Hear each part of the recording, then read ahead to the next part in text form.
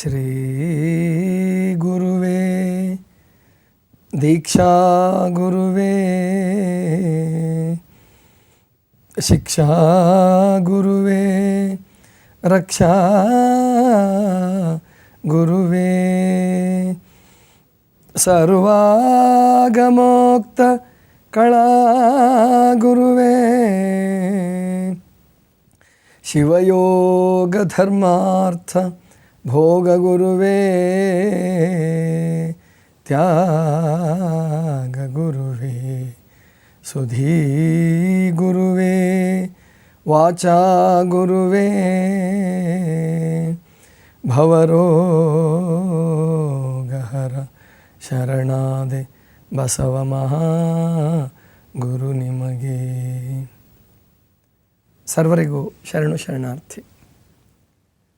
ಬಸವಣ್ಣನವರು ತಮ್ಮ ಒಂದು ವಚನದಲ್ಲಿ ಹೀಗೆ ಹೇಳ್ಕೊಂಡಿದ್ದಾರೆ. ಅಕಟಕಟ ಶಿವ ನಿನಗಿನಿತು ಕರುಣೆ ಇಲ್ಲ, ಅಕಟಕಟ ಶಿವ ನಿನಗಿನಿತು ಕೃಪೆ ಇಲ್ಲ, ಏಕೆ ಹುಟ್ಟಿಸಿದೆ ತಂದೆ ಇಹಲೋಕ ದುಃಖಿಯ ಪರಲೋಕ ದೂರನ, ಕೂಡಲ ಸಂಗಮ ದೇವ ಎನಗಾಗಿ ಮತ್ತೊಂದು ತರುಮರನಿದ್ದಿಲ್ಲವೇ. ಪ್ರಾಯಶಃ 8ನೇ ವರ್ಷದಲ್ಲಿ ಮನೆ ಬಿಟ್ಟು ಹೊರಟಾಗ, ಅಂದರೆ ಅಕ್ಕನಿಗೆ ಮೊದಲು ದೀಕ್ಷೆ ಆಗಬೇಕು, ಆನಂತರ ನನಗೆ ಅಂತ ತಿಳ್ಕೊಂಡು ಬಸವಣ್ಣನವರು ಹೇಳಿದಾಗ, ಬಾಲಕ ಬಸವರಸ ಹೇಳಿದಾಗ ಅವರ ತಂದೆ ಹೇಳ್ತಾರೆ, ಅದನ್ನು ಕೇಳೋದಕ್ಕೆ ನೀನು ಯಾರು, ಕೊಡೋದಕ್ಕೆ ನಾನು ಯಾರು. ಸಾಂಪ್ರದಾಯಿಕವಾಗಿ ಹೆಣ್ಣು ಮಕ್ಕಳಿಗೆ ದೀಕ್ಷೆ ಕೊಡಲಿಕ್ಕೆ ಬರಲ್ಲ ಅಂತ ಹೇಳಿಬಿಡ್ತಾರೆ. ಹಾಗಾದರೆ ಅವರಿಗೆ ದೀಕ್ಷೆ ಕೊಡ್ಲಿಕ್ಕೆ ಬರಲ್ಲ ಅಂದರೆ, ನಮ್ಮ ಅಕ್ಕನಿಗೆ ದೀಕ್ಷೆ ಕೊಡ್ಲಿಕ್ಕೆ ಬರಲ್ಲ ಅಂದರೆ ನನಗೂ ಬೇಡ ಅನ್ನೋದು ಬಸವಣ್ಣನ ವಾದ. ಸರಿ, ವಾದ ನಡೀತು. ನಾವು ಕೊಡೋದಕ್ಕೆ ಸಾಧ್ಯವೇ ಇಲ್ಲ ಅಂತ ಹೇಳಿದಾಗ ಬಸವರಸ ಮನೆ ಬಿಟ್ಟು ಹೊರಟು ಬಿಡ್ತಾನೆ.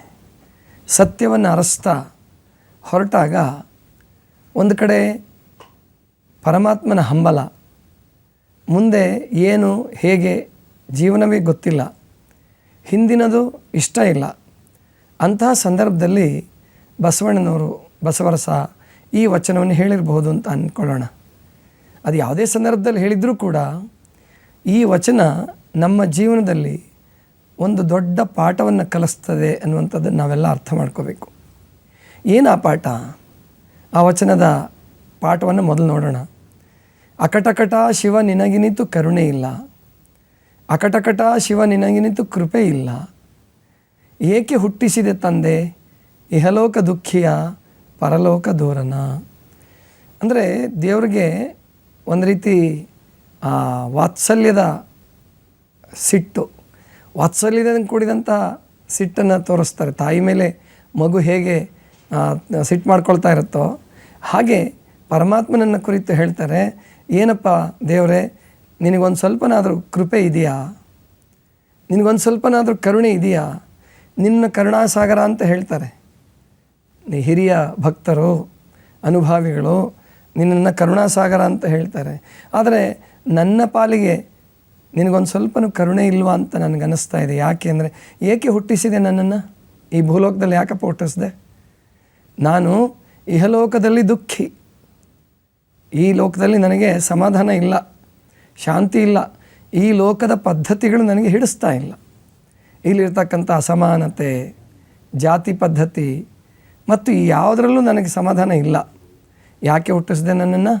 ಏಕೆ ಹುಟ್ಟಿಸಿದೆ ತಂದೆ? ಇಹಲೋಕ ದುಃಖಿಯ ಪರಲೋಕ ದೂರನ.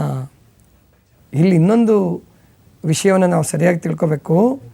ಬಸವಣ್ಣನವರು ಎಂಥ ಭಕ್ತಿವಂತರಂದರೆ, ಈಗಿನ ಅನೇಕ ಜನ ಸಮಾಜವಾದಿಗಳು ಮತ್ತು ಭೌತಿಕವಾದಿಗಳ ಬಸವಣ್ಣನನ್ನು ಒಪ್ಕೊತಾರೆ. ಯಾಕೆಂದರೆ ಅತ್ಯಂತ ವಿಚಾರವಾದಿ ಅಂತ ಒಪ್ಕೊತಾರೆ. ಸರಿ, ಬಸವಣ್ಣನವರು ಬಹಳ ದೊಡ್ಡ ಚಿಂತಕರು, ವಿಚಾರವಾದಿಗಳು.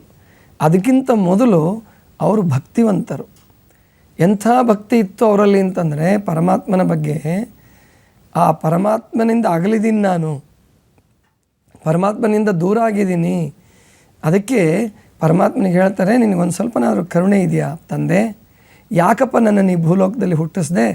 ನಾನು ಇಹಲೋಕದಲ್ಲಿ ಸಮಾಧಾನಿ ಅಲ್ಲ, ಪರಲೋಕದ ದೂರ. ಅಂದರೆ ಮೊದಲು ಬಸವಣ್ಣನವರು ಚಿಕ್ಕವರಿದ್ದಾಗ ಏನು ತಿಳ್ಕೊಂಡಿದ್ರು ಅಂದರೆ, ಕೈಲಾಸ ಅನ್ನುವಂಥದ್ದು ಬೇರೆ ಇದೆ, ಆ ಲೋಕದಿಂದ ನನ್ನನ್ನು ದೇವರು ಕಳಿಸ್ಬಿಟ್ಟಿದ್ದಾನೆ, ನಾನಿಲ್ಲಿ ಹುಟ್ಟುಬಿಟ್ಟಿದ್ದೀನಿ, ಆ ಕೈಲಾಸಕ್ಕೆ ಹೋಗಬೇಕು ಮತ್ತೆ ಅನ್ನುವಂತಹ ಭಾವನೆ ಇತ್ತು. ಆಮೇಲೆ ಅದೇ ಬಸವಣ್ಣನವರು ಚಿಂತನೆ ಆದಾಗ, ಸಾಕ್ಷಾತ್ಕಾರ ಆದಾಗ, ಸಾಧನೆಯಿಂದ ಸಿದ್ಧಿಯನ್ನು ಪಡ್ಕೊಂಡಾಗ ಹೇಳ್ತಾರೆ, ದೇವಲೋಕ ಮರ್ತ್ಯಲೋಕ ಎಂಬುದು ಬೇರಿಲ್ಲ ಕಾಣಿರೋ. ದೇವಲೋಕ ಬೇರೆ ಅಲ್ಲ, ಭೂಲೋಕ ಬೇರೆ ಅಲ್ಲ, ಇದನ್ನೇ ದೇವಲೋಕವನ್ನಾಗಿ ಪರಿವರ್ತಿಸಬಹುದು ಅನ್ನುವಂತಹ ಸತ್ಯ ಗೊತ್ತಾಯಿತು ಅವರಿಗೆ. ಅದಕ್ಕೆ ಮೊದಲು ನಾನು ಇಹಲೋಕ ದುಃಖಿ, ಪರಲೋಕ ಅಂದರೆ ಬೇರೆ ಲೋಕ ಇದೆ, ಕೈಲಾಸ ಇದೆ ಅನ್ನುವಂತಹ ಭಾವನೆ ಅವ್ರಿಗಿತ್ತು. ನಾನು ಪರಲೋಕಕ್ಕೆ ದೂರ ಆಗಿದ್ದೀನಿ, ಈ ಲೋಕದಲ್ಲಿ ನನಗೆ ಸುಖ ಇಲ್ಲ, ಏಕೆ ಹುಟ್ಟಿಸಿದೆ ತಂದೆ? ನನ್ನನ್ನು ಹುಟ್ಟಿಸೋದ್ರ ಬದಲಾಗಿ ಎನಗಾಗಿ ಮತ್ತೊಂದು ತರುಮರನಿದ್ದಿಲ್ಲವೇ ಕೂಡಲ ಸಂಗಮ ದೇವ ಅಂತ ಪ್ರಾರ್ಥನೆ ಮಾಡ್ತಾರೆ. ಅಂದರೆ ಇದರ ಅರ್ಥ, ನನ್ನನ್ನು ಹುಟ್ಟಿಸೋದ್ರ ಬದಲಾಗಿ ಒಂದು ತರು ಅಂದರೆ ಬಳ್ಳಿ, ಮರ ಗೊತ್ತಿದೆ ನಿಮಗೆಲ್ಲ, ತರು ಮರಾದಿಗಳಿದ್ದಿಲ್ಲವೇ? ನನ್ನನ್ನೊಂದು ಬಳ್ಳಿಯಾಗಿ ಹುಟ್ಟಿಸಿದ್ರೆ ಒಂದು ಕಾಯಿ ಕೊಟ್ಟು ನಾನು ನನ್ನ ಜನ್ಮವನ್ನು ಸಾರ್ಥಕ ಮಾಡ್ಕೊಳ್ತಾ ಇದ್ದೆ. ನನ್ನನ್ನೊಂದು ಮರವಾಗಿ ಹುಟ್ಟಿಸಿದ್ರೆ ಒಂದು ಹಣ್ಣು ಕೊಟ್ಟು ನನ್ನ ಜನ್ಮವನ್ನು ನಾನು ಸಾರ್ಥಕ ಮಾಡ್ಕೊಳ್ತಾ ಇದ್ದೆ. ಇವಾಗ ಮನುಷ್ಯನನ್ನಾಗಿ ಹುಟ್ಟಿಸಿದೀಯಾ, ಆದರೆ ನಾನು ಸಮಾಧಾನಿ ಅಲ್ಲ. ನನಗೆ ಈ ಲೋಕದ ಪದ್ಧತಿಗಳಲ್ಲಿ ಸಮಾಧಾನ ಇಲ್ಲ, ನನಗೆ ತೃಪ್ತಿ ಇಲ್ಲ, ಮತ್ತು ಪರಲೋಕ ಅನ್ನುವಂಥದ್ದು ಪ್ರಾಪ್ತಿ ಆಗ್ತಾ ಇಲ್ಲ, ನೀನು ನನಗೆ ಸಿಗ್ತಾ ಇಲ್ಲ. ಆದ್ದರಿಂದ ಯಾಕಪ್ಪ ನನ್ನನ್ನು ಹೀಗೆ ಹುಟ್ಟಿಸಿದೆ ಅಂತ ಕೇಳ್ತಾರೆ. ಹಾಗಾದರೆ ಏನು ಈ ವಚನದಿಂದ ನಾವು ಕಲಿಬೇಕಾದ ಪಾಠ ಏನು? ಇವತ್ತಿನ ಕಾಲಕ್ಕೆ ಒಂದನೇದಾಗಿ ಜನಸಂಖ್ಯೆ ಬಹಳ ಆಗಿದೆ, ವಿಪರೀತ ಆಗಿದೆ. ಸುಮಾರು 800 ಕೋಟಿ ಸಮೀಪಕ್ಕೆ ಬಂದಿದ್ವಿ ನಾವು. ಭೂಮಿ ಇದ್ದಷ್ಟೇ ಇದೆ, ಭೂಮಿ ಏನು ಬೆಳೀತಾ ಇಲ್ಲ. ನೀರಿದ್ದಷ್ಟೇ ಇದೆ, ನೀರೇನು ಬೆಳೀತಾ ಇಲ್ಲ. ಗಾಳಿ ಅಗ್ನಿ ಜಾಸ್ತಿ ಇರ್ಬೋದು, ಆದರೆ ಭೂಮಿ ನೀರಿನ ಕೊರತೆ ತುಂಬ ಜಾಸ್ತಿ ಆಗ್ತಾ ಇದೆ. ಕಾರಣ ಏನು ಅಂತಂದರೆ ಜನಸಂಖ್ಯೆ ಬಹಳ ಆಗ್ತಾ ಇದೆ. ಇವತ್ತು ಮನುಷ್ಯರನ್ನು ನಾವು ನೋಡ್ತೀವಿ, ಪ್ರಾಣಿಗಳಿಗಿಂತಲೂ ಕನಿಷ್ಠವಾಗಿ ನಡ್ಕೊಳ್ತಕ್ಕಂಥ ಸಾವಿರಾರು ಜನ ಮನುಷ್ಯರಿದ್ದಾರೆ.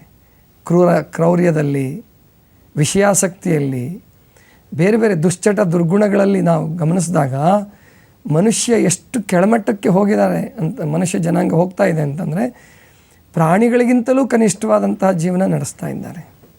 ಇದು ಒಳ್ಳೆಯದಲ್ಲ. ಆದ್ದರಿಂದ ಮರಗಳು, ಗಿಡಗಳು, ಸಸಿಗಳು ಮತ್ತು ಪ್ರಾಣಿಗಳು, ಪಕ್ಷಿಗಳು ಪ್ರಕೃತಿಯ ಒಂದು ಅಂಗ. ಇಷ್ಟು ದಿವಸಕ್ಕೆ ಮನುಷ್ಯ ಏನು ತಿಳ್ಕೊಂಡಿದ್ದ?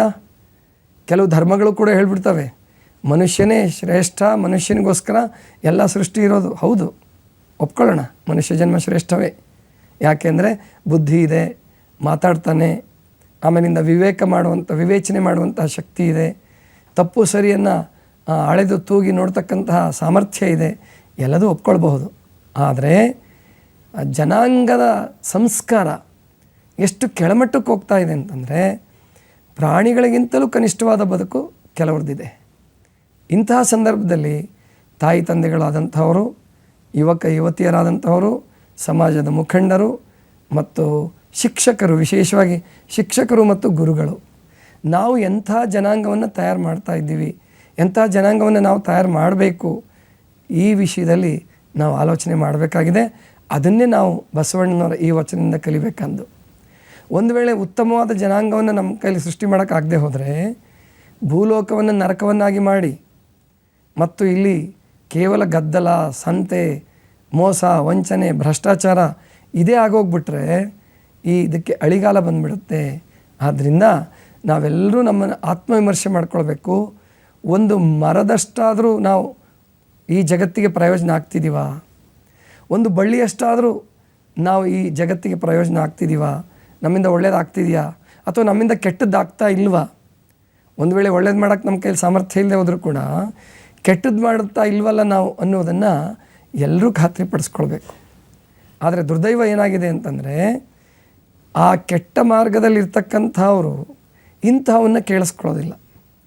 ಇಂಥವನ್ನ ಕೇಳಿಸ್ಕೊಳ್ಳೋಕೆ ಅವ್ರಿಗೆ ಸಮಯ ಇಲ್ಲ ಅಥವಾ ಅವಕಾಶ ಇದೆಯೋ ಗೊತ್ತಿಲ್ಲ. ಕೊನೆ ಪಕ್ಷ ಅವ್ರು ಕೇಳಿಸ್ಕೊಳ್ಳೋದಿದ್ರೂ ಚಿಂತೆ ಇಲ್ಲ. ಯಾರು ಇದನ್ನು ಕೇಳ್ತಾ ಇದ್ದೀವಿ, ಹೇಳ್ತಾ ಇದ್ದೀವಿ, ನಾವು ಜವಾಬ್ದಾರಿಯಿಂದ ಈ ಜಗತ್ತಿನ ಕಾಳಜಿಯನ್ನು ಮಾಡಬೇಕು ಮತ್ತು ಸಮಾಜದ ಕಾಳಜಿಯನ್ನು ಮಾಡಬೇಕು. ಸಮಾಜದ ಬಗ್ಗೆ ನಮಗೆ ಅತ್ಯಂತ ಕಾಳಜಿ ಇರಬೇಕು. ದೇಶದ ಬಗ್ಗೆ ನಮಗೆ ಅತ್ಯಂತ ಕಾಳಜಿ ಇರಬೇಕು. ಆವಾಗ ನಾವು ಮೊದಲು ಸುಧಾರಿಸ್ಕೊಳ್ತೀವಿ, ಆನಂತರ ಇನ್ನು ಬೇರೆಯವ್ರನ್ನ ಸುಧಾರಿಸೋಕ್ಕೆ ಪ್ರಯತ್ನ ಪಡ್ತೀವಿ. ಅಥವಾ ಪರವಾಗಿಲ್ಲ, ನಾವು ಇನ್ನೊಬ್ಬರನ್ನ ಸುಧಾರಣೆ ಮಾಡೋಕ್ಕಾಗದಿದ್ರೂ ಚಿಂತೆ ಇಲ್ಲ, ನಮ್ಮನ್ನು ನಾವು ಸುಧಾರಿಸ್ಕೊಂಡ್ರೆ ಸಾಕು. ಎಷ್ಟೋ ಜಗತ್ತಿನಲ್ಲಿ ಬದಲಾವಣೆಗಳು ಪ್ರಾರಂಭ ಆಗುತ್ತೆ. ಮತ್ತು ಇನ್ನೊಂದು ವಿಷಯವನ್ನು ನಾನು ಈ ಸಂದರ್ಭದಲ್ಲಿ ಪ್ರಸ್ತಾಪ ಮಾಡೋಕ್ಕೆ ಇಷ್ಟಪಡ್ತೀನಿ. ಏನು ಅಂದರೆ, ಇಂತಹ ಸಂದರ್ಭದಲ್ಲೂ ಕೂಡ, ಈ 21ನೇ ಶತಮಾನದಲ್ಲೂ ಕೂಡ ಮತ್ತು ಇಷ್ಟೆಲ್ಲ ಜನಸಂಖ್ಯೆ ಜಾಸ್ತಿ ಆದಾಗಲೂ ಕೂಡ ಪ್ರತಿಯೊಂದು ಮದುವೆಯಾದ ಜೋಡಿ ಏನನ್ನು ಬಯಸುತ್ತೆ ಅಂತಂದರೆ, ನಮಗೊಂದು ಮಗು ಬೇಕು, ನಮಗೊಂದು ಮಗು ಬೇಕು. ಬಹಳಷ್ಟು ಜನರಿಗೆ ಮಕ್ಕಳಾಗತ್ತೆ, ಸರಿ. ಆಗಲಾರ್ದವ್ರು ಕೆಲವರಿದ್ದಾರೆ.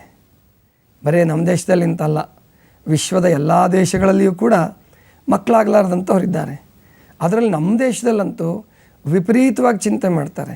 ಮದುವೆ ಆದಮೇಲೆ ಒಂದು ಮಗು ಬೇಕೇ ಒಂದಾದರೂ ಮಗು ಬೇಡವಾ ಅಂತಾರೆ. ಆಗಬೇಕು, ಸರಿ, ಸಂತೋಷ. ಆದರೆ ಆಗಲಿಲ್ಲ ಅಂತ ಇಟ್ಕೊಳ್ಳಿ, ಅದಕ್ಕೋಸ್ಕರ ಸಿಕ್ಕಾಪಟ್ಟೆ ಚಿಂತೆ ಮಾಡಿ ಎಷ್ಟೋ ಜನ ಹೆಣ್ಣುಮಕ್ಳ ಮೇಲೆ ಆರೋಪ ಕೊಟ್ಟು, ನೀನೆಂಥ ಹೆಣ್ಮಗಳು, ನಾವು ನಿನ್ನನ್ನು ತಂದ್ಕೊಂಬಿಟ್ವಿ ಅಂಥೇಳಿ ಒಬ್ಬ ಅತ್ತೆಯಾದಂಥ ಹೆಣ್ಮಗಳೇ ಬೈದರೆ ಎಂಥ ಅನ್ಯಾಯ ಅಲ್ವಾ? ಯಾಕೆಂದರೆ ಮಕ್ಕಳಾಗೋದು ಬಿಡೋದು ಅದು ಪ್ರಕೃತಿಗೆ ಬಿಟ್ಟಂಥದ್ದು, ಪರಮಾತ್ಮನಿಗೆ ಬಿಟ್ಟಂಥದ್ದು. ಆಗುತ್ತೆ, ಆಗದೇ ಇದ್ದರೆ ಚಿಂತೆ ಮಾಡಬೇಕಾದಂಥ ಅಗತ್ಯ ಇಲ್ಲ. ಆದ್ದರಿಂದ ಮಕ್ಕಳಾಗದೇ ಇದ್ದವರು ಮಕ್ಕಳು ಮಾಡ್ಕೊಳ್ಳೋದ್ರ ಬದಲಾಗಿ, ಆಗಲಿಲ್ಲ ಅಂತ ಇಟ್ಕೊಳ್ಳಿ, ಔಷಧಿ ತೊಗೊಂಡು ಚಿಂತೆ ಮಾಡಿ ದೇವ್ರಿಗೆ ಹರಕೆ ಹೊತ್ತು ಜನಸಂಖ್ಯೆ ಹೆಚ್ಚು ಮಾಡೋದ್ರ ಬದಲಾಗಿ ಮರಗಿಡಗಳನ್ನು ಬೆಳೆಸಿ. ಒಂದು ಮಗು ಒಳ್ಳೆಯದಾಗಿರುತ್ತೆ ಅಂತ ಖಾತ್ರಿ ಏನಿಲ್ಲ, ಅದು ಯಾವ ಮಾರ್ಗಕ್ಕಾದರೂ ಹೋಗ್ಬೋದು. ಆದರೆ ಒಂದು ಮರ, ಒಂದು ಬಳ್ಳಿ ಕೆಟ್ಟದಾಗಿ ಮಾಡಿ ಜಗತ್ತಿಗೆ ಅಪಕಾರ ಮಾಡುತ್ತೆ ಅಂತ ಇಲ್ಲ, ಅದು ಒಳ್ಳೆಯದೇ ಮಾಡುತ್ತೆ. ಆದ್ದರಿಂದ ಮರಗಿಡಗಳನ್ನು ಬೆಳೆಸಿ. ಯಾರಿಗೆ ಮಕ್ಕಳಿಲ್ವೋ ಚಿಂತೆ ಮಾಡಬೇಡಿ, ಮರಗಿಡಗಳನ್ನೇ ನಿಮ್ಮ ಮಕ್ಕಳ ಥರ ಬೆಳೆಸಿ. ಇವತ್ತು ಜಗತ್ತಿನ ಅತ್ಯಂತ ಅಗತ್ಯವಾದಂತಹ ಸಂಗತಿ ಪರಿಸರವನ್ನು ನಿರ್ಮಾಣ ಮಾಡ್ತಕ್ಕಂಥದ್ದು, ಮರಗಿಡಗಳನ್ನು ಹೆಚ್ಚು ಮಾಡುವಂಥದ್ದು ನಮ್ಮೆಲ್ಲರ ಜವಾಬ್ದಾರಿ. ಅದನ್ನು ನಾವು ಬಸವಣ್ಣನವರ ಈ ವಚನದಿಂದ ಕಲಿಯೋಣ. ಸರ್ವರಿಗೂ ಶರಣು ಶರಣಾರ್ಥಿ.